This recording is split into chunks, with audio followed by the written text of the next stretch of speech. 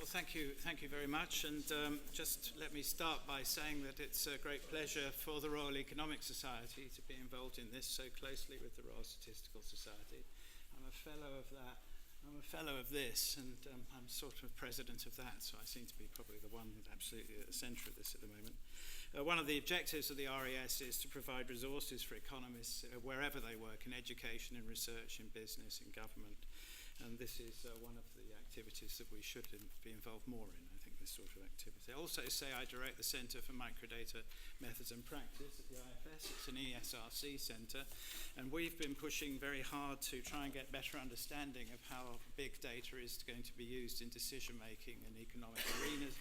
Right now, I'm not at a masterclass delivered by Viktor Chernozyukov on machine learning and econometrics, and I can't be there, but you could be there in a week's time, in the beginning of June, when Susan Athey, one-time chief economist at Microsoft, and Guido Imbens will talk about machine learning and causality for 2 days, and you're very welcome to come to that. These are lectures that everybody can understand.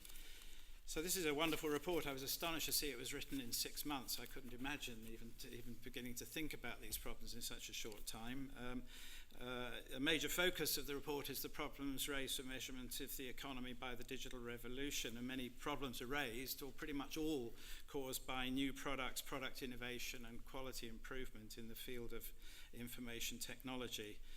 For example, many goods and services now available don't involve monetary transactions that correspond even remotely to the value of the commodities to consumers. Plenty of prices are even zero, and consumers perhaps pay in other ways, at least with their time or by watching advertisements and so forth. And new markets allow consumers to take on roles that were previously conducted by businesses, as Charlie said, for example, in making travel bookings. And there's increasing value in intangible knowledge-based capital, which we should try to find some way of measuring. Many problems for measurement. One of the things we will need to think about one day is what it's measured for, which is something that hasn't been very much discussed. Why does one need to know these things? And perhaps we can bring that back up in the final session.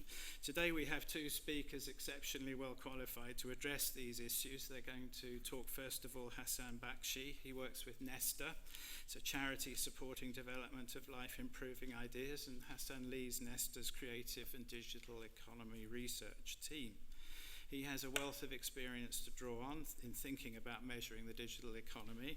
He was executive director at Lehman Brothers, which is a pretty good place to be measuring things at one point, I think, and was 8 years at the Bank of England and was deputy chief economist at the Foreign and Commonwealth Office, and now thinks about digital economy research in particular, and will give us the benefit of his advice first. And after that, Jonathan Haskel will speak. Jonathan is professor of economics at the Imperial College Business School, a non-executive director of the UK Statistics Authority. He's done highly cited research on the contribution of science to economic growth, for which many academics are very grateful, since the science budget didn't seem to fall as much as we'd all expected as a result, I think, of some of Jonathan's work. And amongst his research interests, a central element is research on growth, productivity and innovation in the knowledge economy. So without more ado, let me invite Hasan. I mean, just to sort of start off with the obvious point, really, that and this is a point that's very strongly made in the report, that there are multiple users, there are multiple sort of stakeholders out there who need to know, who want the answer to the question, how to measure the digital economy. Most obviously, policymakers. Policymakers need metrics, measurements of the creative economy, the digital economy, to inform their priorities across different areas of the economy. In some cases, if you think of an agency like the Digital Catapult, the government-funded Digital Catapult, its primary objective is to help grow the digital economy. So when it comes to evaluating policy interventions, policymakers clearly in some cases will need metrics and measures of the digital economy. Industry, well, of course, in addition to helping to inform priorities and plan, industries critically depend on metrics such as the digital economy to help legitimize themselves as valid interests both for policymakers, as I mentioned before, but also investors, educators, suppliers, customers. These are all reasons why industry spends a good deal of time worrying about how they're represented in the official statistics, and the digital economy, as I'll sort of briefly show you, is no exception to this. And then last but not least, researchers who are aiming to improve their understanding of the digital economy to generate analysis and insight. Now, one thing to say here is that reflecting the immaturity of metrics and measurement methodologies in this area, we also see an immaturity in the language that's used to describe this phenomenon. Even in policy sort of documents, you variously see terms like ICT industries, information economy, tech industries, digital economy.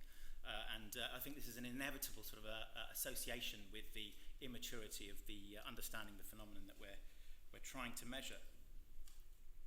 So let me just, in the few minutes I have, give you a really brief sort of taster of the way that at Nesta, my team, the Creative and Digital Economy team at Nesta, is trying to grapple with some of the challenges that were mentioned in the earlier sessions. And the first of which, the dynamic mapping. This is an approach which is very much focused on the first of these three stakeholder groups, policymakers. For various reasons, policymakers who are, as I say, trying to allocate and make resource decisions across different areas of the economy, it's critically important for metrics to be on a strictly consistent basis with how policymakers measure other bits of the economy. And the dynamic mapping is the approach that it's a pragmatic procedure. Someone mentioned pragmatism earlier in one of the questions. This is most definitely a pragmatic procedure for answering the question, how big, for example, is the digital economy? What is its geography in the UK? How fast is it growing? When you do not have industry satellite accounts, we do not have clearly in the UK satellite accounts of the digital economy. So this is an attempt to sort of try and help pragmatically policymakers sort of make their decisions over resource allocation in the absence of that. So this is a really simple procedure. There are three stages. The first stage is that you need some sort of rule, some sort of method for labelling occupations. We work at the 4-digit occupational code level, 4-digit SOC level. In the UK, you need some sort of rule for labelling an occupation as digital or not.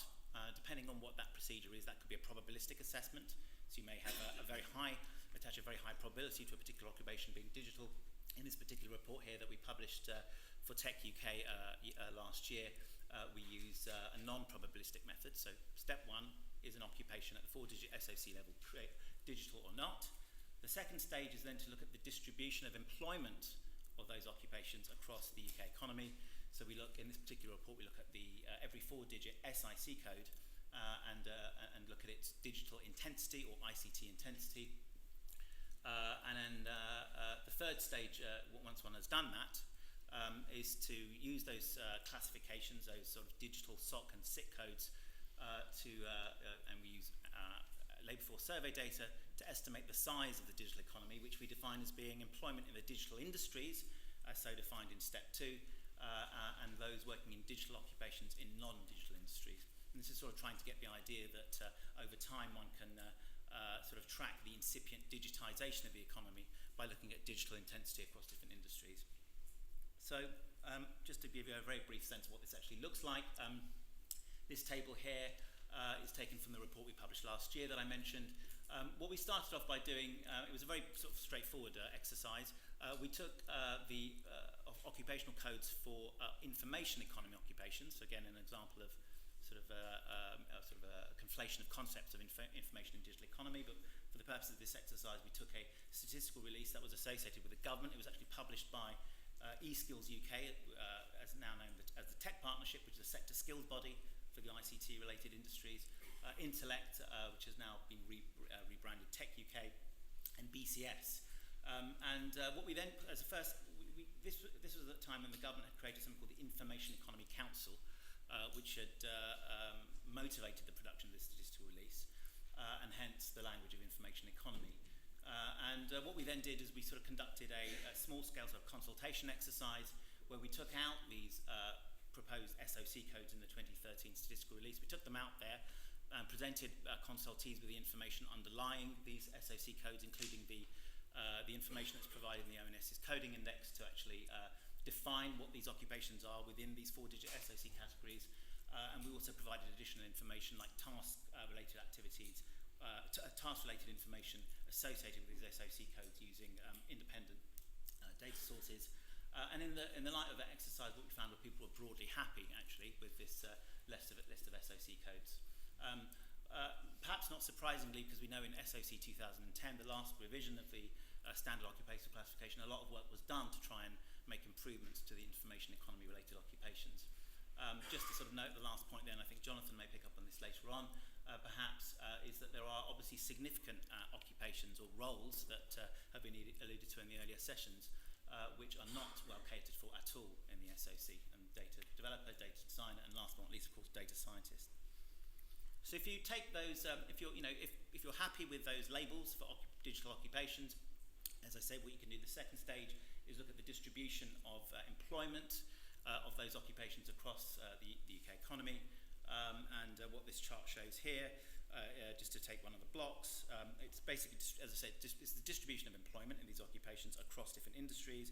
If you take the biggest sort of the highest blue block there on the left-hand side, what that says is that there are almost 300,000 people employed in ICT-related occupations, as I defined them earlier on, in industries where between 0.1 and 4.9% of the overall workforce is in ICT industries. So these are not very intense, digitally intense industries, but in aggregate they employ very large numbers, 300,000 of people in ICT jobs.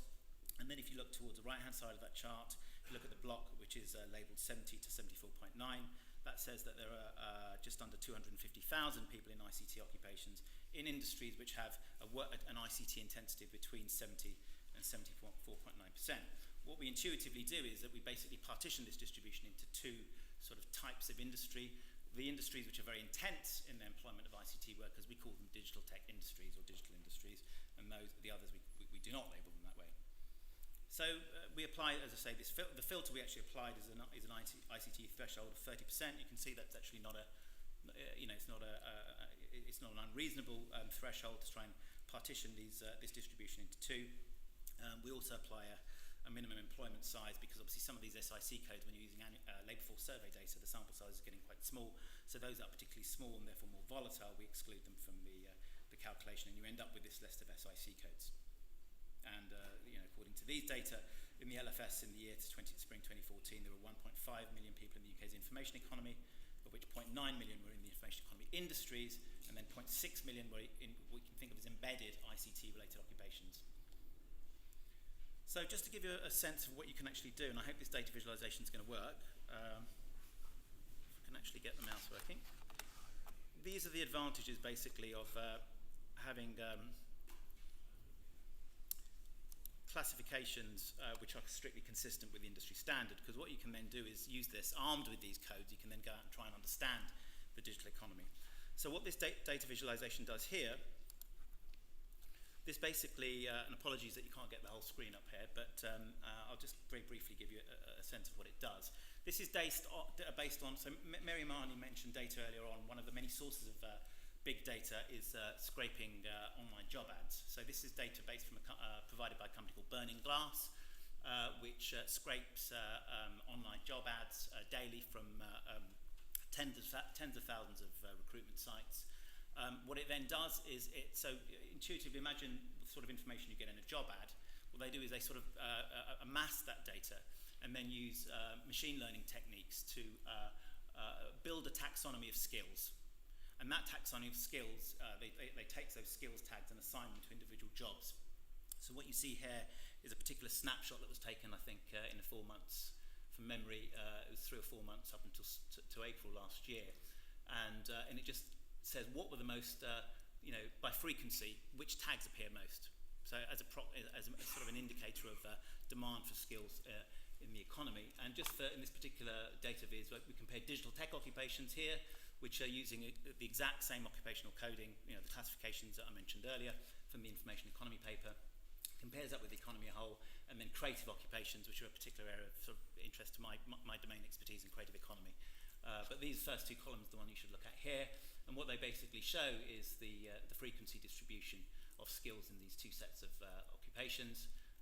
You can then, you can in your own time go through this data visualization. It's on our Nesta website. But then we've got 4 years of data, so we look at that to look at the fastest growing occupations, and you get some very intuitive results here. Big data, of course, being very prominent in terms of the growth of jobs specifying individuals with big data skills. And then in your own time, you can look at the fact that a large chunk actually of these job ads of salary information provided them begins to give you an indicator of what the marginal value product of these different skills are. And you know, I haven't got time to go through it here, but we sort of rank the data by highest paid, lowest paid, fastest declining, and so on. So, just very briefly.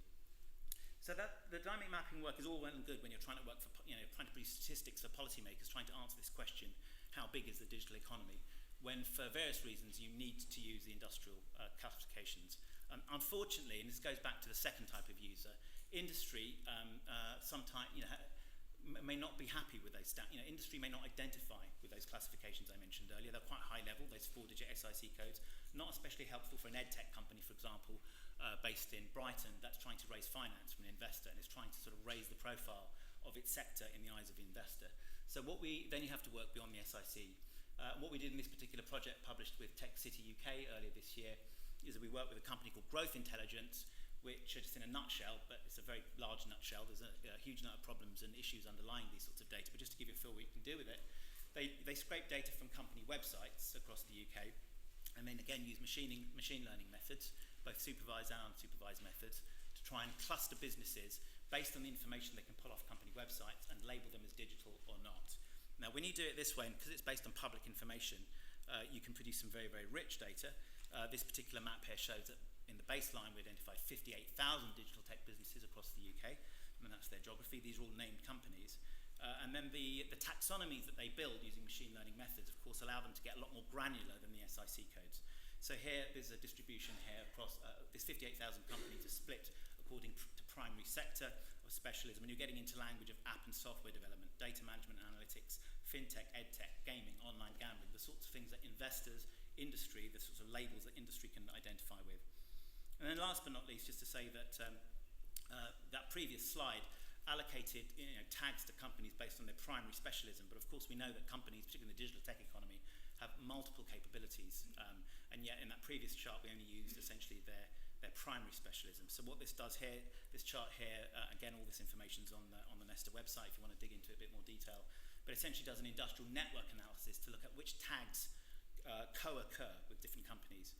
So a company, you know, two companies working in the big data space may also actually have a higher likelihood of having content, digital content on their company websites.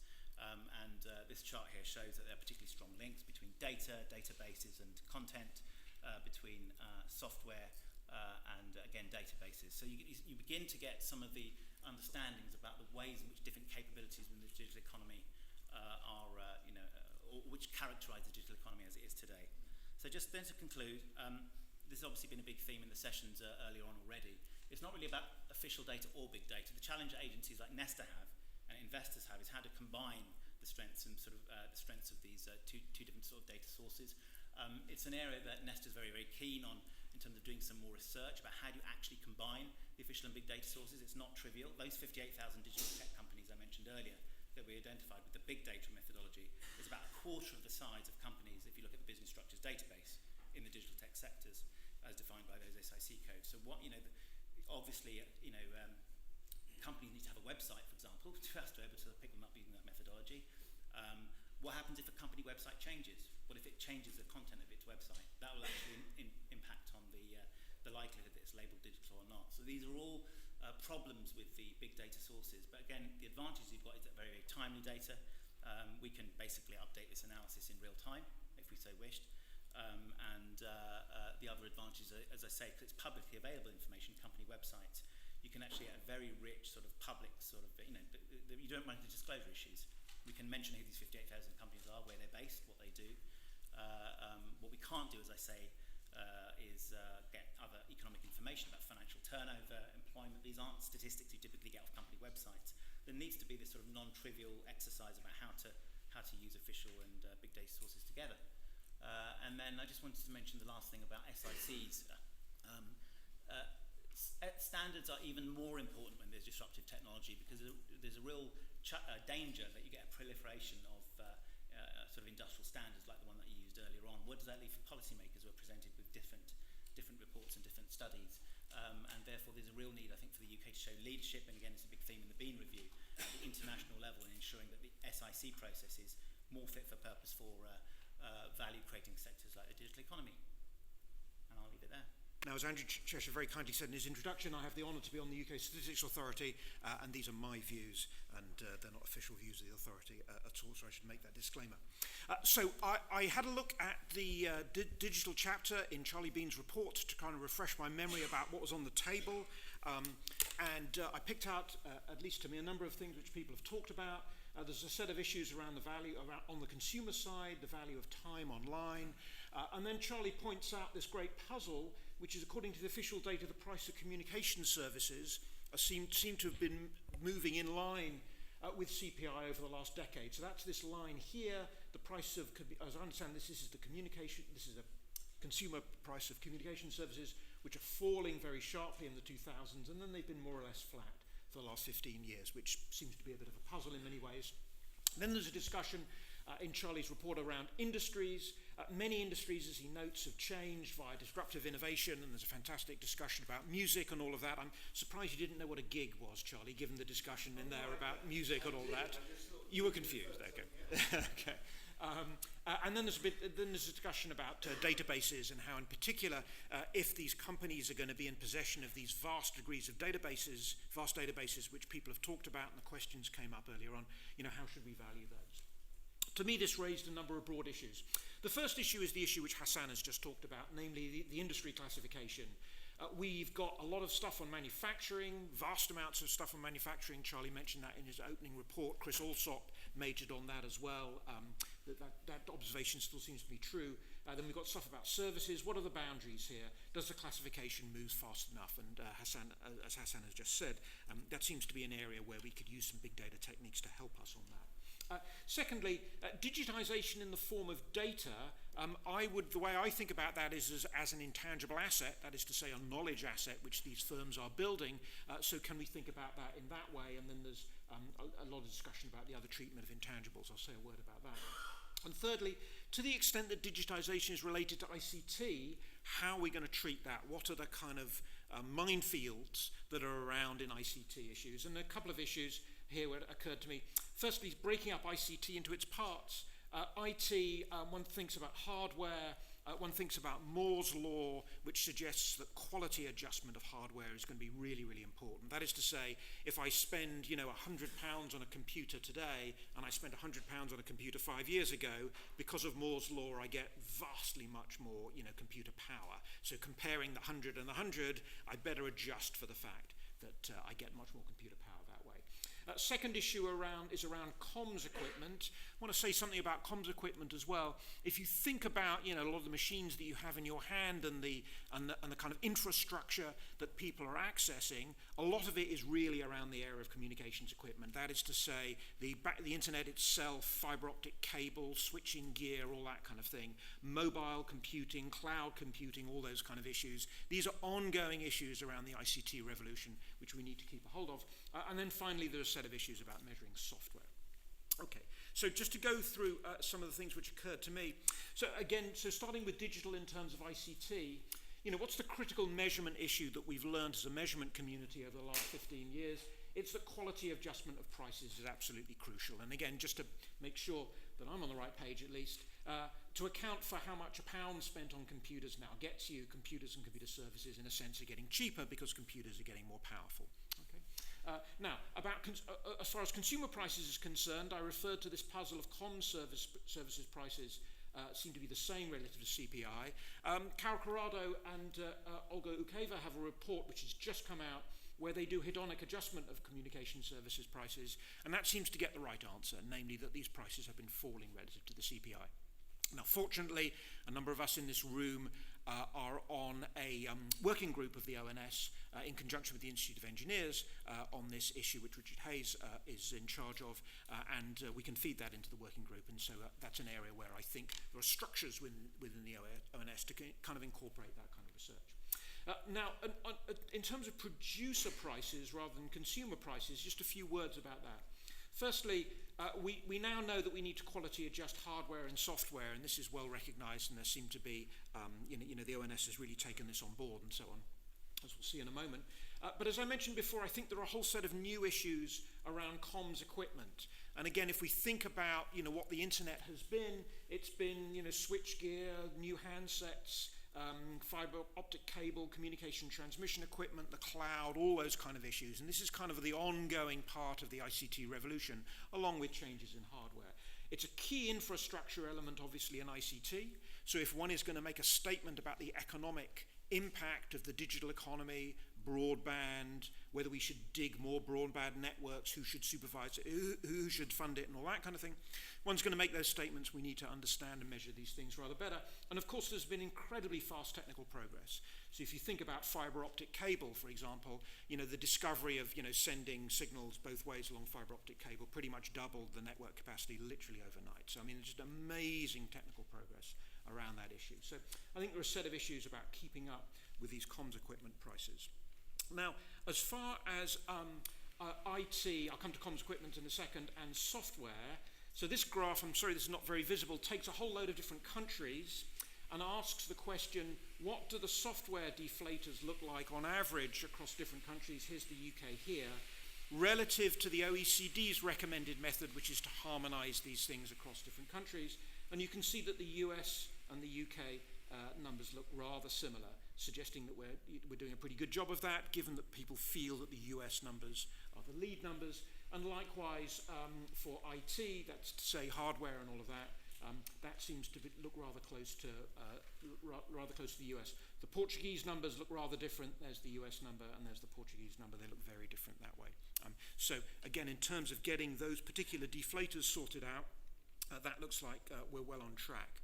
Now, in terms of communications equipment, which I mentioned earlier on, again, the sort of new part of the ICT revolution, this is a graph of nominal investment in communications equipment since 1990. And this upper line here is from the EU CLEMS data set. And what you can see is a very strong build-out of communications equipment. That's to say the infrastructure, broadband and cable and all that kind of thing. Very strong build-out in the late 1990s up to the year 2000 and a fall-off since then. And that seems to be right. And then this red number here is a number put together by Gavin Wallace at the Bank of England to try to extend those numbers. The current ONS numbers, as best I understand them, give this nominal figure down here. And this seems to be, it's obviously, as you can see, it's just in nominal terms, it's much, much lower than the previous numbers, and doesn't seem to go up by as much in the 1990s, where we think that a lot of these networks were being built out. So I think there's a question around where those numbers have come from, and that's something which one might want to take a little bit of a look at. Last thing on deflators, and then I'll say a word about big data, if I may. So again, if we're going to follow up attempting to measure this communications equipment, then as before, we'd better get the deflators correct. Here's a graph here which tells you the BEA deflator, the Bureau of Economic Analysis in the US, and this is the deflator they've used since the 1980s. And you can see that these prices are falling. They're particularly falling in the 2000s, and then more recently they're falling a bit, but by a couple of percent. That is to say, again, if you're not familiar with this, think about the kind of quality. The quality is going up such that it's as if the price is falling by a couple of percent. Do you see what I mean? So a pound is going to buy you more and more and more and more, because implicitly the quality is going up. But what you can see is that since the 2010s, that rate of fall of prices seems to have been rather low.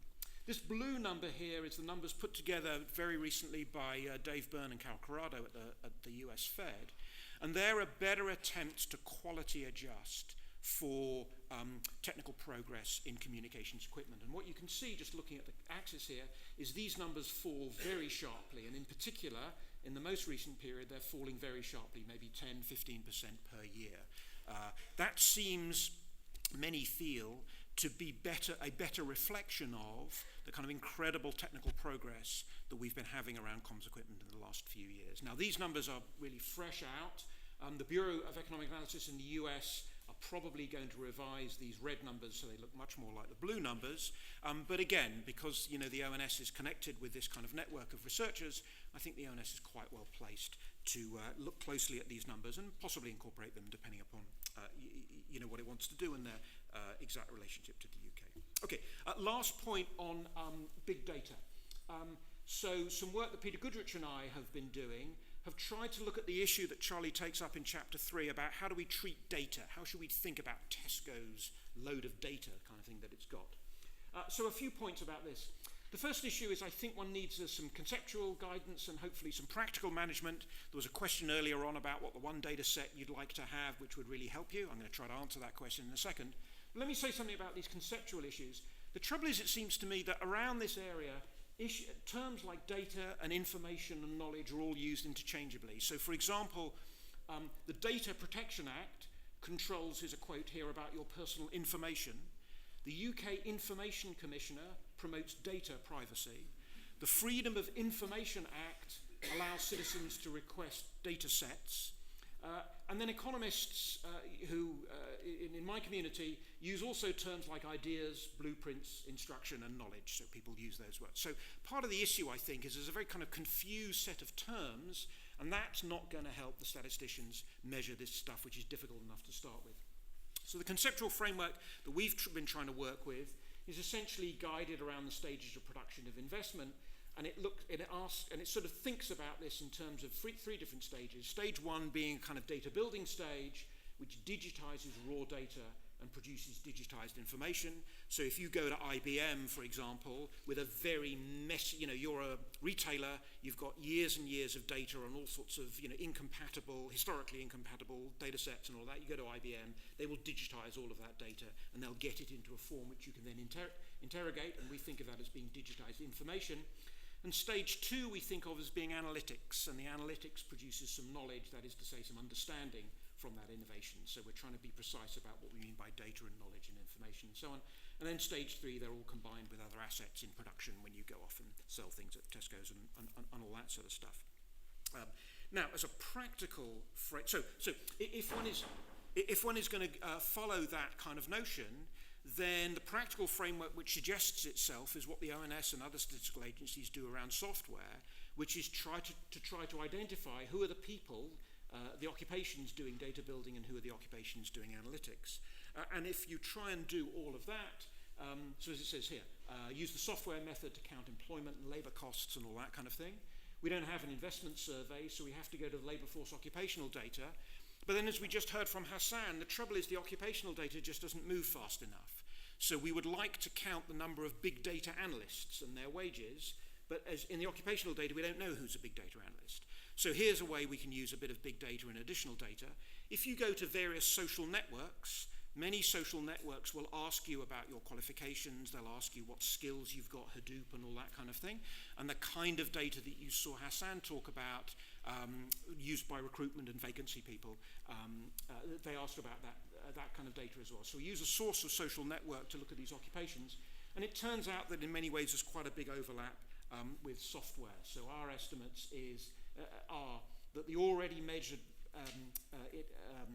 labour force and investment around software is this, but there's an additional bit here around data analysts and so on.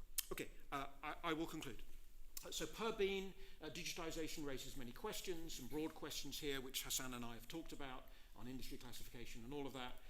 I am optimistic here because I think there are many processes set up in the ONS to take this along, but what will it need to push it even further? A blend of new methods, some international cooperation, a lot of this stuff is being done internationally, some more investment in doing this, and some focused questions to have some analytical capability to push all this along. Thank you very much. The digital economy and measuring it. Yes, sir, at the back. Hi, Peter Wells from the Open Data Institute. So just a couple of points. So we actually struggle a lot with the language of data as well, and we've been coming up with some terms to try and clarify that in our sector. And we certainly find that the term big data is misused and used in many different ways. So we tend to talk about who can access data, not necessarily its size. Is it open data that anyone can use? Is it closed data within a business? Is it shared? And we see a lot of different value there. So for example, with open data, my journey around the city is better, and that contributes to productivity. I was just wondering at the panel's thoughts about how you could measure that effect of better software products enabled by data in the digital economy, and how they improve productivity, because I don't think they'll come through in labour force statistics, for example. Just go for it. Yeah, go for it. shall I go? So if people are buying software, then we spend lots of time criticising the ONS. So can I spend a minute, Andy, being nice to the ONS? The stats authorities here know how to deal with all of this. They measure, sales of software. They measure the people working on software. That builds a stock of software services upon which people can draw. So if, for example, Tesco buy a lot of mapping software and they can drive their vans around more efficiently, that will show up in terms of improved capital services. So I think this is an area where the stats authorities, it requires lots of difficult issues to measure and all that kind of thing, but it's an area where the stats authorities are actually doing some pretty good work here to give us a handle on all of this.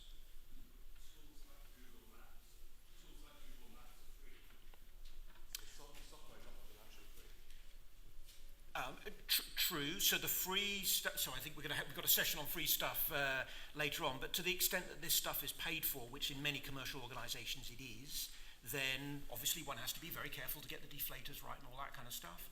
But that's something which I think we've got a bit of a handle on. Yes. Need a microphone.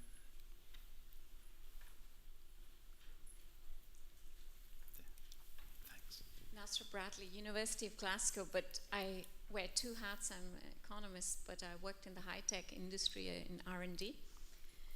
I really empathize with both the presentations on how do you classify industries actually. Both, I think the current division between manufacturing and services is, I think, defunct. You wouldn't find it in the engineering world the way it's classified, and I think what you say about the digital economy and the misnomers is very, it can be called, ICT is a very general way for very different sectors. But I like the way that you're trying to measure it, and I think the deflators, but my question is how much comparability will you get? Because if UK goes different from the tech nation, how will you compare it if you're wanting to compare yourself with US or EU analytics? And I know the OECD, I don't remember the report, did an analysis on measuring the digital economy a few years ago, and they came up with some proposals. So although it's very positive that you're trying to change it, I think for analysis, comparability remains an issue.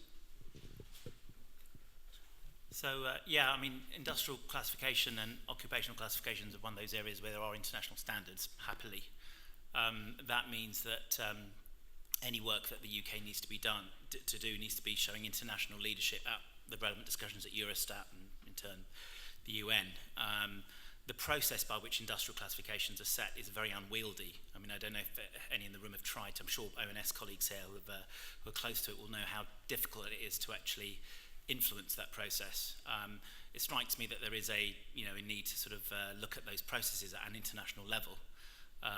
It's a very significant undertaking for us to change an international standard. It's one of the reasons why I am concerned that with the proliferation of industry standards. That said, the data, of course, the internet's global. You can use that methodology globally. We're doing a study on the video games industry where we're producing EU-wide sort of consistent estimate to the games industry. And the dynamic mapping, we've used that methodology for measuring the creative industries, which are altogether different sort of set of industries, or there's an overlap, which are the basis for the official statistics in the UK, published by the DCMS. That methodology, of course, because it uses a standard, can be replicated in other countries. We've provided comparable estimates in the US, Canada, and the EU28. So I think it's one of those issues where absolutely the focus needs to be on the international standards, but in some sense, investors, the economy can't wait, right? So you have this side-by-side approach. Another question here, from way back. Thank you. Paul Stoneman from Warwick. Your emphasis seems to be on production, Hasan, and I think Jonathan as well. And although I very much favour what you're trying to do, I worry about how we cope with international trade. Now, it's not a matter of being consistent between one country and another, but how do we value digital economy products that cross national boundaries? I'm fascinated by the idea of Apple. They design the iPhone in America, they produce it in China, They sell it in the UK, and they ship the profits to a tax haven in Luxembourg. Now, where does it turn up in the statistics? Thank you. Charlie, do you want to answer that question? Well, Diane thought a bit about this, didn't she? John Pullinger, where are you? Anybody got an answer? I don't know. I mean, Diane, were you planning to get into this into the next session? I know you've thought about this. I don't think we have a good... Paul, I think the honest answer is a great question. We don't have a very good answer. We do? I beg your pardon? Well, it's a great question. It was a great answer. The international conventions and accounting standards always allow for the fact that production takes place overseas, that distribution takes place elsewhere, and that profits can be attributed anywhere. Now, so the conceptual framework is all in place. It'll handle all of those issues perfectly well. It may well be there are measurement issues about how do you get the data for what is going to Luxembourg or whatever, but the framework that's in place is absolutely fine. And one of the great problems in this area is the tendency to sort of want to throw away the framework, whereas actually it's not the framework which is problematic, it's the fact simply the size and the way you measure the frameworks. So there's a great alliance to be made from, on the one hand, combining industry knowledge with the frameworks which have been developed over 50 or 60 years, the accounting frameworks as such, using satellite accounts where appropriate, where the international conventions are sort of 20 years behind the date. But that's why it's such a productive potential alliance, and it's a great mistake just to say it's all terribly helpful. It's all terribly difficult. Joe, thank you very much. That's what I call a question and answer session when the answers come from the floor as well. It's tremendous. There was a gentleman at the back who has a microphone. It's Martin Goodson from Entropy Data Systems. Hassan, I wanted to ask you, so we specialize in web scraping and machine learning. The thing is, machine learning basically doesn't work very well most of the time. So how do you think you should take into account the error? How do you propagate the error? How do you represent that uncertainty in this kind of endeavor? So there's one in short, the answer to that, I guess, is triangulation. And one of the advantages of using official public data sources, of course, we're a charity, so we can, we're not unlike yourselves.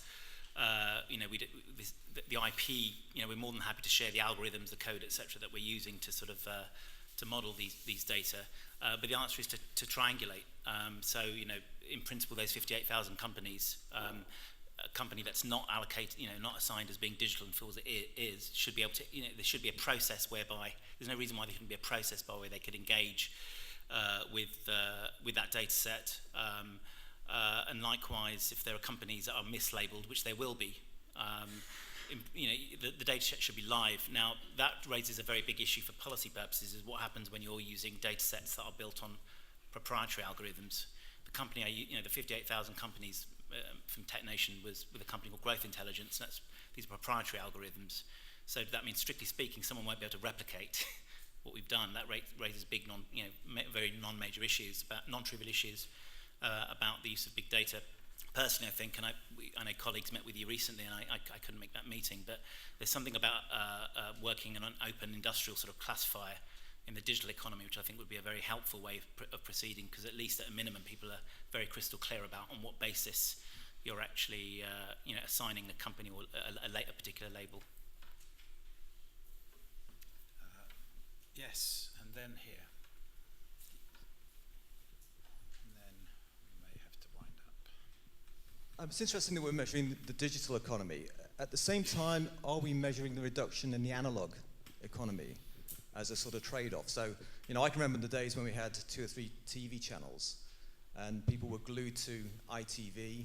You didn't pay for ITV. It had adverts. Presumably, there's still 24 hours in the day.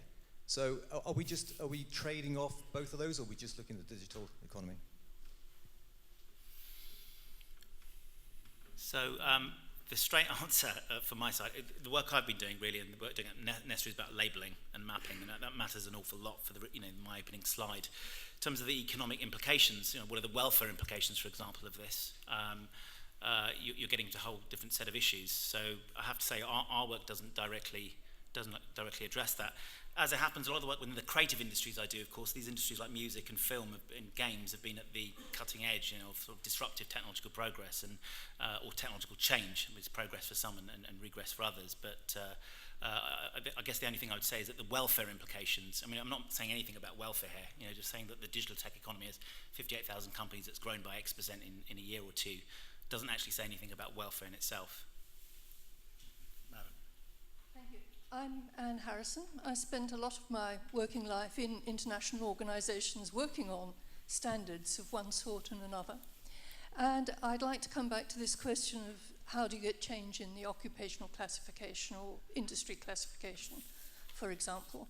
When Mary was talking earlier, she mentioned the 4 countries that are typically in the forefront of what goes on in statistical matters. And one of the reasons they're in the forefront is they don't wait for the international classifications to be changed.